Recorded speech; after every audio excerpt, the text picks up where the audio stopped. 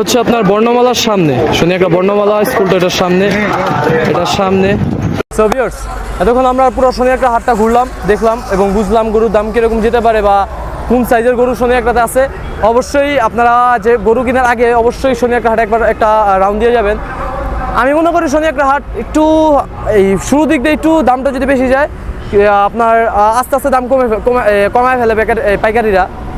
এবং শনি একটা হাটে আপনার সব সাইজের গরু এখন অ্যাভেলেবেল আছে। অবশ্যই শনি একটা হাটে আসবেন, দেখে যাবেন এবং অবশ্যই আমাকে সাপোর্ট করবেন। আপনাদের জন্য রাত্রে এখন বাজে হচ্ছে অলমোস্ট 2টা। এত রাত্রে আপনাদের জন্য খুবই কষ্ট করলাম ভিউয়ার্স। অবশ্যই আমাকে সাপোর্ট করবেন।